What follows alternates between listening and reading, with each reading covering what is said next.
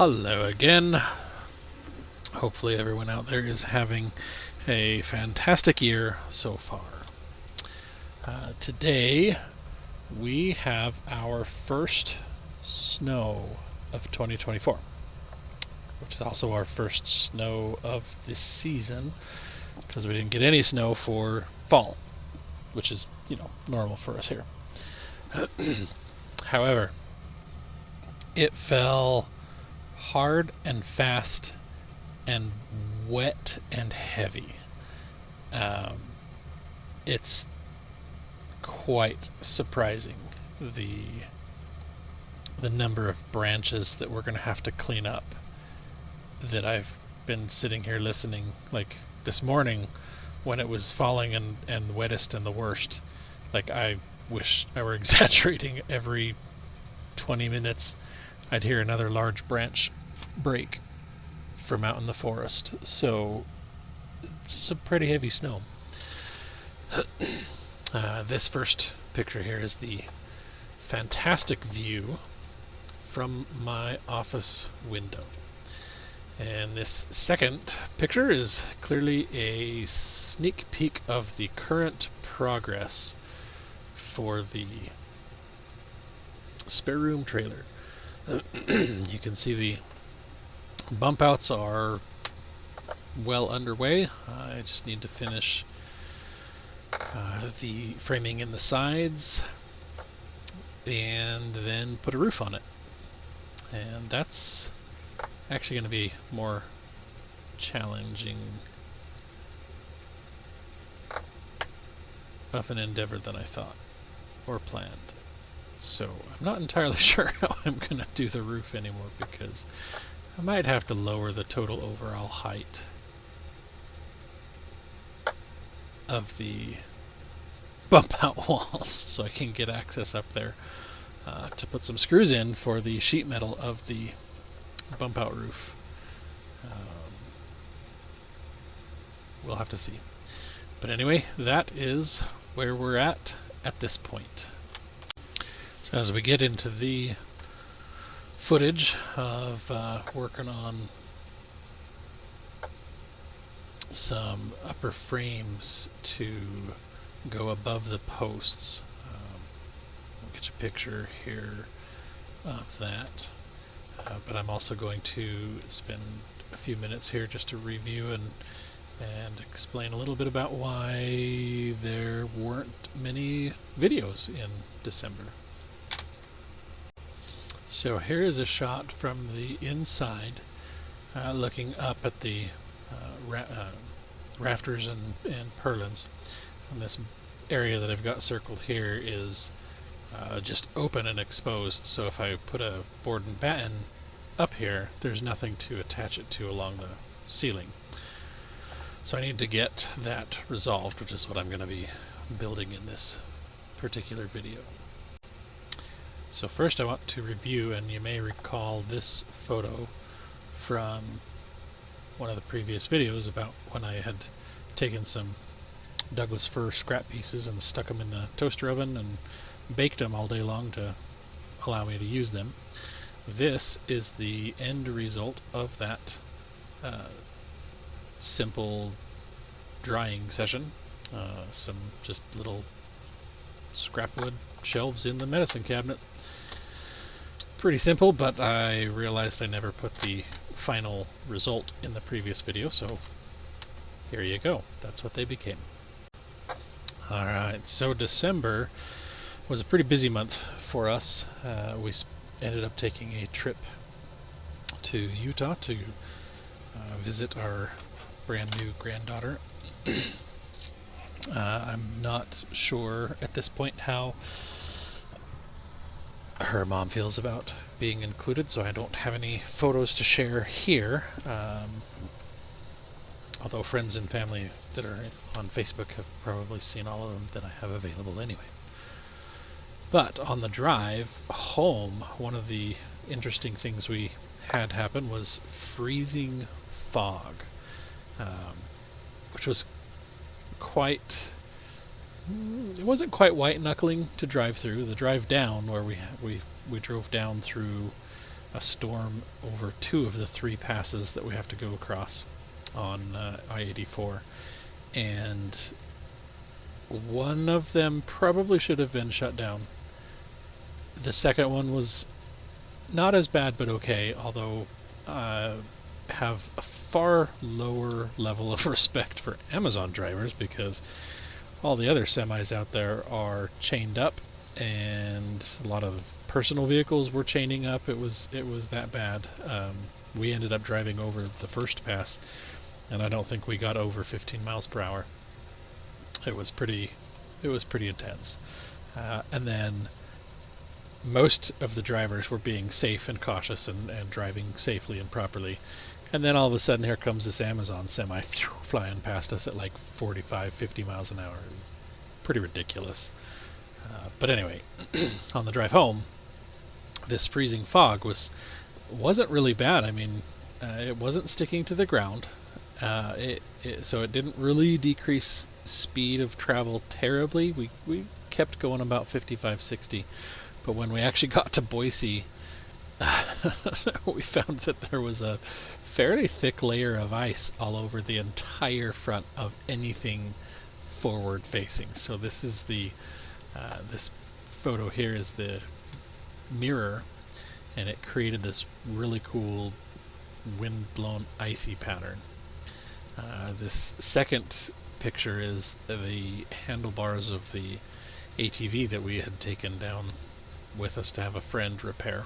We have an awesome friend who is into woodworking and knows that we have a sawmill and access to logs and lumber that he doesn't, so he was willing to trade repairs on the ATV for slabs of lumber. I figured that was a pretty awesome trade.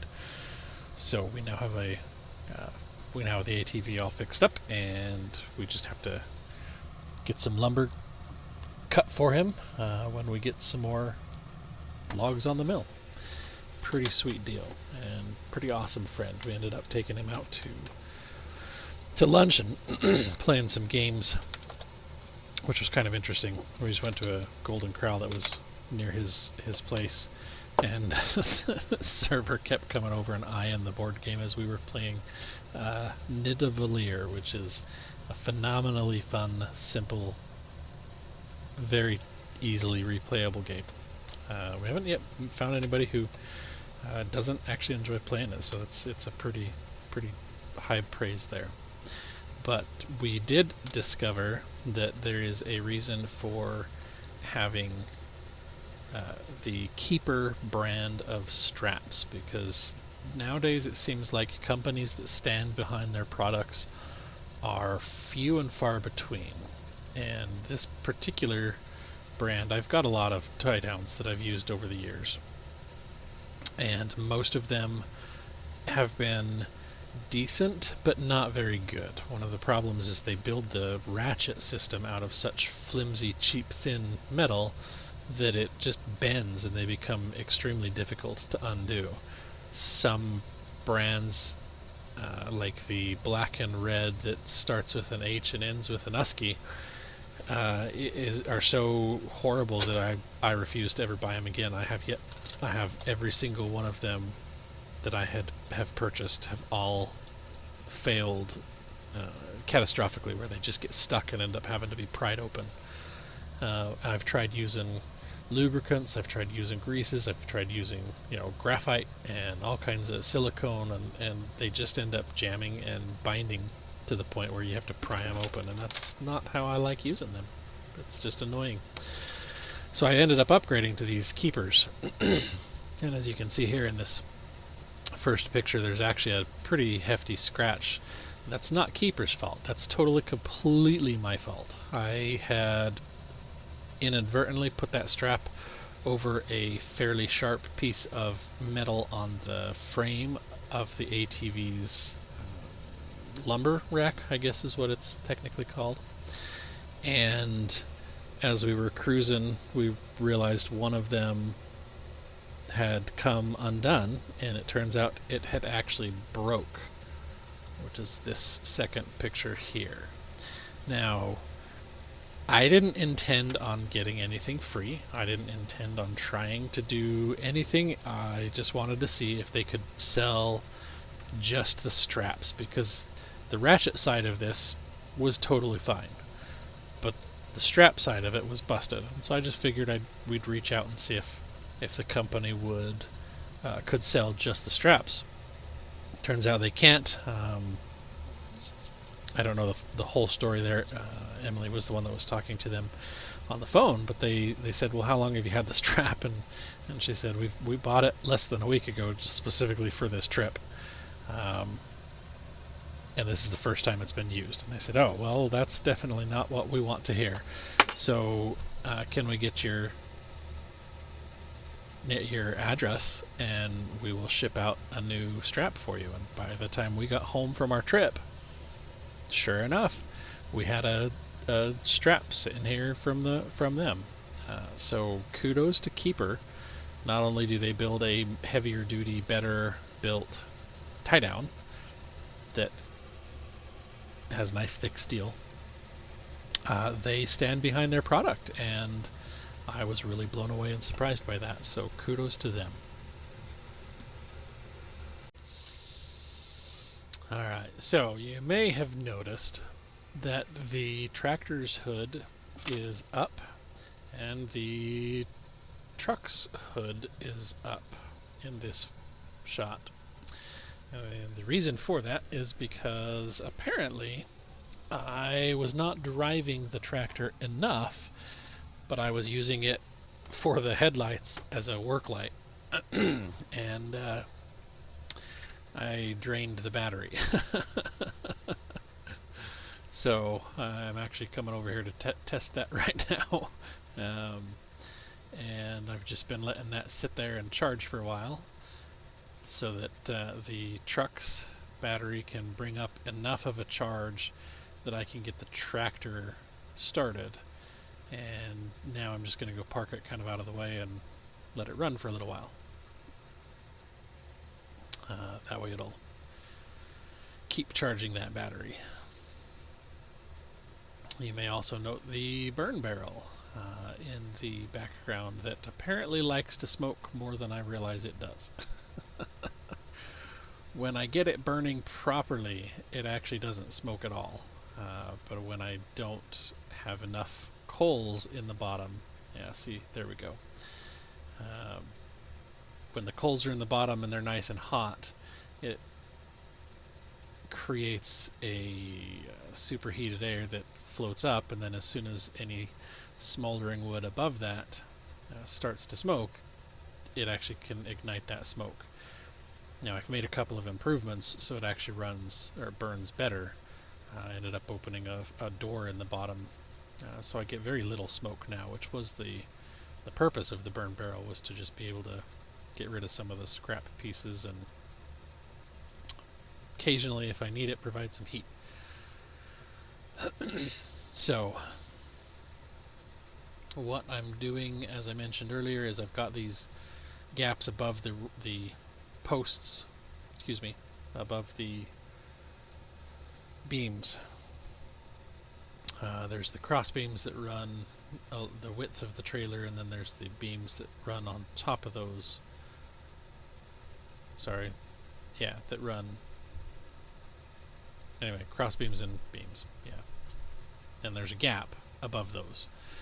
On the front and back of the trailer, that's easy because I can just throw up some girts from rafter to rafter and problem solved. But on the side, I've got to fill the space that is created by the rafters and purlins.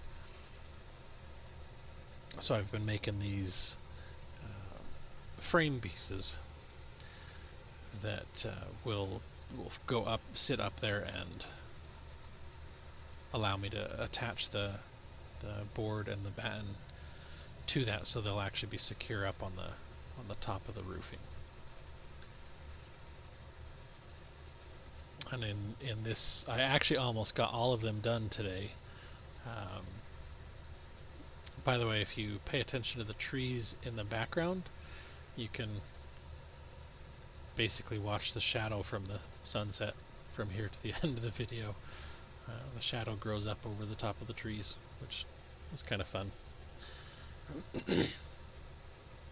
So I'm trying to figure out there what I need to do to get it to burn better, and then just seeing how high that heat actually goes to, make sure I'm not actually endangering my structure. Which, there's about 10 feet between the fire and the structure. So, not too worried about it, but I did end up moving the barrel back to towards the end of the structure. So anyway, yeah, I was able to get all 6 of these built, and I got 5 out of the 6 put up. I kind of got a little bit lazy and in a rush and didn't quite measure the last one on correctly, so it was just a little bit too long and it got stuck as I was trying to pound it in place. Because I want them tight enough that they fit really, really well, but they had to be just small enough that I could actually maneuver them into place by myself. There's the kitty coming to hang out near me. I'm making too much noise for her to come actually up onto the structure, though. But, and see, there goes the last of the sun off the top of the trees. So, yeah, that's where we've got so far with this footage. As you saw in the beginning of the video, the bump out is fairly far along. However, that got delayed by all the traveling and holidays and things of that nature, so that'll be one of the things I start focusing on again here, is getting that finished out and making sure I can actually build out the roofing for that. We'll see how that actually ends up playing out. I've got most of this pretty well figured out, but the bump outs, I'm kind of winging it as I go, so we'll see. But thank you for watching. God bless. Stay safe.